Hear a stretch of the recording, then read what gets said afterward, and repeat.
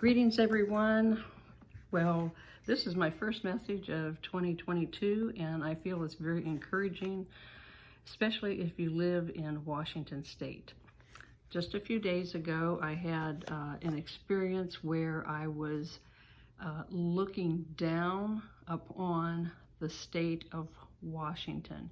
However, everything was turned upside down. In fact, the cities that would be like at the Canadian border was at the southern tip of the state of Washington, and vice versa. Everything east to west was flip-flopped. And I was questioning why this was taking place. Now, Bob was with me in this experience, so I felt I always pay attention, close attention, when Bob's in my dreams or visions or experiences. But surrounding the whole state, it was surrounded by water. And I thought to myself, like, what happened here? Did we have a tsunami hit? You know, was it an earthquake that hit?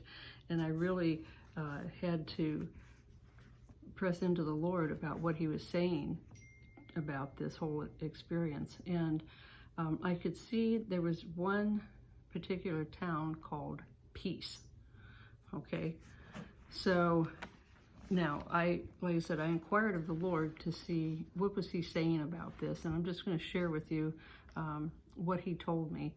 He said that left-wing liberals had given this state over to the devil, over to the enemy, over to the dark side. But he said, I say no more. And he said that his hand is upon the state of Washington to raise her up out of the ashes of despair. So that state will glorify God in power. He said, I'm bringing peace. He's turning everything upside down first so that there will be peace. He said that Christians will begin to unite, and in doing so, they will bring together a unity. He said they're going to arise and stand together to bring the body into a place of unity. And when they do this, he said, it will ignite the fire of revival in that state. And it will never end as long as man does not touch it. So therefore, not taking any credit for what the Holy Spirit is doing. He said they must follow the cloud of the Holy Spirit, and if they do so, that revival will never end.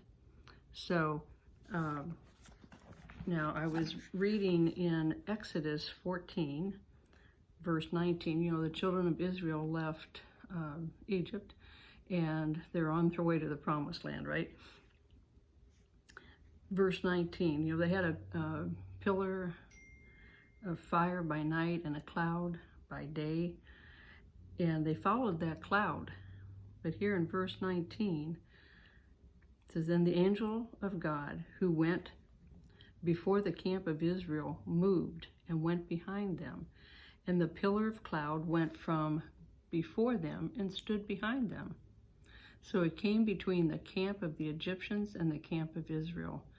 Thus it was a cloud of darkness to the one, and it gave light by night to the other, so that the one did not come near the other all that night.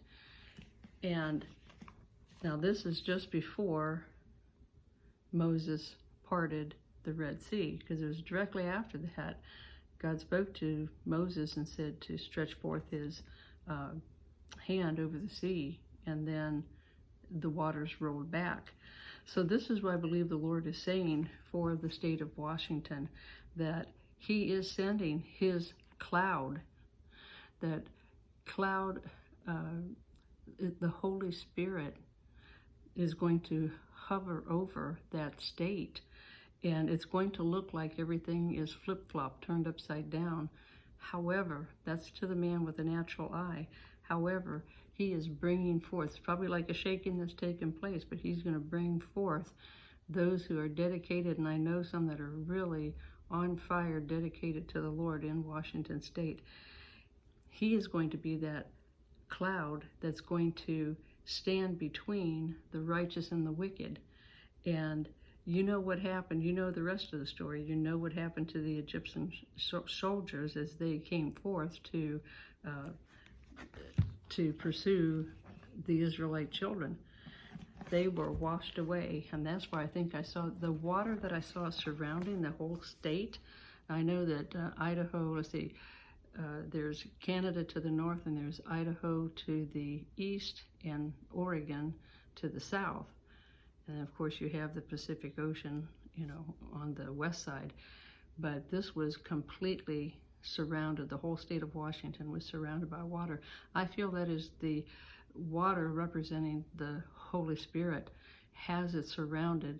The Lord loves Washington State, and she has a plan and a purpose in this end time move of God.